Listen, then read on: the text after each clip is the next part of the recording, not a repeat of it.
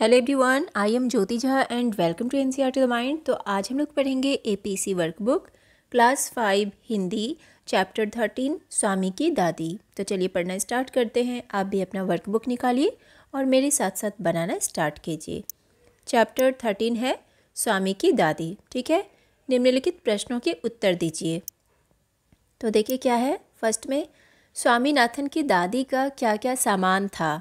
क्या क्या था? तो 5 दरियाँ, 3 चादरें, लकड़ी का एक छोटा बक्सा जिसमें तांबे के सिक्के, इलायची, लौंग और सुपारी पड़े रहते थे। स्वामीनाथन अपनी दादी को किसके बारे में बता रहा था? स्वामीनाथन अपनी दादी को राजम की वीरता के बारे में बता रहा था। दादी ने स्वामीनाथन को उसके दादाजी के बारे में क्या बताया? अपने शब्दों में संक्षेप में लिखिए। तो दादी ने स्वामीनाथन को बताया कि उसके दादाजी सब मजिस्ट्रेट थे। उनके डर से पुलिस वाले और डाकू भी कांपते थे। ठीक है। दादी जी ने जो मेडल जो बुआ जी को दिया था, बुआ जी ने उसका क्या किया? तो बुआ ने उससे 4 चूड़ियाँ बनवा ली थी, इसीलिए दादी ने उन्हें महामूर्ख कहा। स्वामीनाथन दादी से क्यों चिढ़ गया? तो दादी सचमुच सो गई थी। ठीक है, दादी सचमुच सो गई थी, जिसके कारण स्वामीनाथन उनसे चिढ़ गया। दादी ने स्वामीनाथन को कौन सी कहानी सुनाई? तो दादी ने हरिश्चंद्र की कहानी सुनाई, जिसने वचन का पालन करने के लिए सिंहासन, पत्नी और बच्चे को खो दिया और अंत में उसे सब कुछ वापस मिल गया। ठीक है। उसके बाद है कहानी के आधार पर वाक्य पूरे कीजिए। तो दादी के पास उनकी गोद में स्वामीनाथन अपने को बहुत प्रसन्न और सुरक्षित महसूस कर रहा था। राजम के पिता पुलिस अधीक्षक थे। स्वामीनाथन के दादाजी सब मजिस्ट्रेट थे। स्वामीनाथन के दादा कभी कभी ऐसे उत्तर लिखते थे कि परीक्षक चकित रह जाते थे। स्वामीनाथन की बुआ ने मेडल को गलवाकर 4 चूड़ियाँ बनवा ली। राजा हरिश्चंद्र ने वचन का पालन करने के लिए सिंहासन, पत्नी और बच्चे सब कुछ खो दिया था। सही कथन पर ठीक और गलत कथन पर कांटे का चिन्ह लगाइए। ठीक है, सही कथन पर ठीक का और गलत कथन पर कांटे का चिन्ह लगाइए। तो स्वामीनाथन की दादी इलायची, लौंग और सुपारी खाती थी। तो सही है, खाती थी, तो हम सही का यहाँ पर टिक लगाएंगे। दादी स्वामीनाथन को राजम की कहानी सुनाने लगी।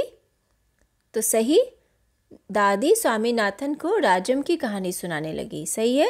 स्वामीनाथन गणित में 100 में से 90 अंक लाया था। गलत, दादी स्वामीनाथन की बुआ को महामूर्ख समझती थी। सही, दादी स्वामीनाथन की बातें बहुत ध्यान से सुन रही थी। गलत, दादी स्वामीनाथन को नई नई कहानियाँ सुनाती थी। सही। ठीक है, तो इस तरह से इसे बनाएंगे। उसके बाद है स्वामीनाथन ने अपनी दादी को राजम के बारे में जो कुछ बताया उसके आधार पर राजम के बारे में लिखिए। ठीक है, तो क्या लिखेंगे? उन पर 2 शेर झपट गए और एक शेर ने पीछे से हमला करके उसके पिता को गिरा दिया था और दूसरा शेर राजम का पीछा कर रहा था। अंत में राजम ने किसी झाड़ी में छिपकर शेर को गोली से मार दिया। ठीक है। स्वामीनाथन की दादी आपको कैसी लगी? उनके बारे में अपने शब्दों में लिखिए। तो स्वामीनाथन की दादी एक छोटी सी कोठरी में रहती थी। उनके पास 5 दरियाँ, 3 चादरें, 5 तकियों वाला भारी भरकम बिस्तर और 2 बक्से थे। ठीक है, तो उनके बारे में ये सब लिखना है। ठीक है। उसके बाद है स्वामीनाथन की दादी का सामान था 5 दरियों। ठीक है, 5 दरियाँ, 3 चादरों, 5 तकियों वाला भारी भरकम बिस्तर, पटसन के रेशे का बना एक वर्गाकार बक्सा और लकड़ी का एक छोटा बक्सा जिसमें तांबे के सिक्के, इलायची, लौंग और सुपारी पड़े रहते थे। ठीक है। अब देखिए क्या है कि अपनी कक्षा में रखे सामानों की इसी प्रकार सूची बनाकर वर्णन कीजिए। तो देखिए आपके कक्षा में क्या क्या रखा रहता है।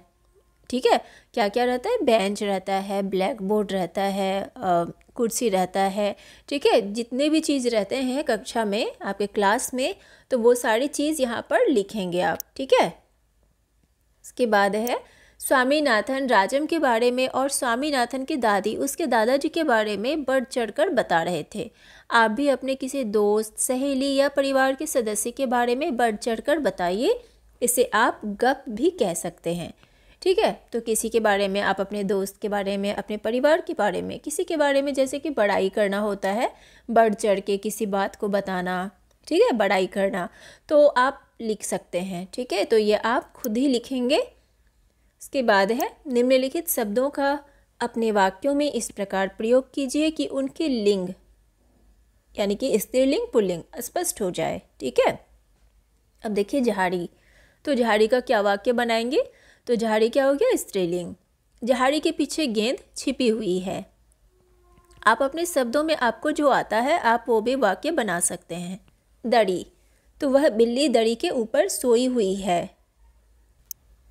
उसके बाद है बक्सा, तो मैंने अपना पुराना कपड़ा इस बक्सा में रखा है। वर्दी, सभी जवान ने वर्दी पहन रखी है। कहानी, दादी हमेशा हमें रात को कहानी सुनाती है। जवाब, मेरे सवाल का जवाब दो। खर्राटा, वह मोटा आदमी बहुत ज़ोर ज़ोर से खर्राटा लेता है। बात, मैंने उससे इस बारे में बात की है, ठीक है। तो इस तरह से इसे बनाएंगे। उसके बाद है स्वामी की दादी के बारे में हमने पढ़ा। अब आप भी अपनी दादी के बारे में कुछ बताइए, उनका एक चित्र भी चिपकाइए, ठीक है। तो दादी के बारे में हमने पढ़ा इस चैप्टर में, तो आप भी अपनी दादी के बारे में कुछ बताइए। बहुत सारी चीज़ें होती है दादी के बारे में, बहुत सारी बातें होती है, तो कुछ बताइए और अपनी दादी का यहाँ पर एक चित्र लगाइए, ठीक है, एक फ़ोटो चिपका दीजिए, ठीक है। और यहाँ पर आपको लिखना है कि मेरी दादी बहुत अच्छी है, मुझे बहुत प्यार करती है, मुझे खाना खिलाती है, मुझे कहानी सुनाती है, और भी बहुत सारी बातें हैं दादी के बारे में, तो आप लिखिए, ठीक है। इसके बाद है यहाँ पर कार्टून, तो कार्टून आप लोग बहुत देखते होंगे, ठीक है। तो कार्टून से यहाँ पर ये वाला जो है लिया गया है। तो कार्टून कहानी कितनी समझी, तो नीचे दिए गए प्रश्नों के उत्तर दीजिए। राम बाबू और गोलू, तो गोलू ने शीशा कैसे साफ कर दिया? गोलू ने शीशे को दम लगाकर साफ करने की कोशिश की, लेकिन ज़्यादा दम लगाने के कारण शीशा टूट गया। फिर गोलू ने हथौड़ा मारकर शीशा साफ कर दिया, ठीक है। टूट गया जब शीशा, तो उसने हथौड़ा मारकर शीशा साफ कर दिया। उसके बाद है डब्बू जी, तो आदमी का चित्र बर्फ़ के पहाड़ के चित्र से खड़ा कैसे था खड़ा? तो ये आप खुद सोच के लिखिए, ठीक है। ये है बर्फ़ का पहाड़ और ये है आदमी का चित्र, तो ये किस तरह से ये खड़ा है, किस तरह से है, तो ये आप सोचेंगे। इसके बाद है गोलू, तो गोलू सब्जी लेने गया था, वह गाय क्यों ले आया? तो क्योंकि गोलू की सब्जी गाय ने खा ली थी, इसीलिए गोलू सब्जी के बदले गाय ले आया, ठीक है। क्योंकि गोलू जब सब्जी खरीदने मार्केट गया तो वहाँ उसने सब्जी खरीद के नीचे में रखा और नीचे उधर पीछे से एक गाय आई और वो सब्जी खा ली, उसका ख़रीदा हुआ सब्जी खा ली, तो उसके बदले में वो उस गाय को घर उठा ले आया, ठीक है। उसके बाद है डब्बू जी, तो डब्बू जी नेताजी को एक लड्डू और क्यों खिलाना चाहते थे? क्योंकि नेताजी ने कहा कि अब वह एक और लड्डू भी नहीं खा सकते थे, इसलिए डब्बू जी उन्हें एक लड्डू खिलाना चाहते थे, ठीक है। तो इस तरह से इसे लिखेंगे तो आपका चैप्टर कंप्लीट हो चुका है। कैसा लगा पढ़ के मुझे ज़रूर बताइए। अच्छा लगा हो तो NCERT द माइंड को लाइक सब्सक्राइब कीजिए और पास में दिए गए बेल आइकन को ज़रूर प्रेस कर दीजिए ताकि NCERT से रिलेटेड हर वीडियोज़ आपके पास समय से पहुंचती रहे। मिलते हैं नेक्स्ट वीडियो में, तब तक के लिए bye, take care, thanks to watch my video.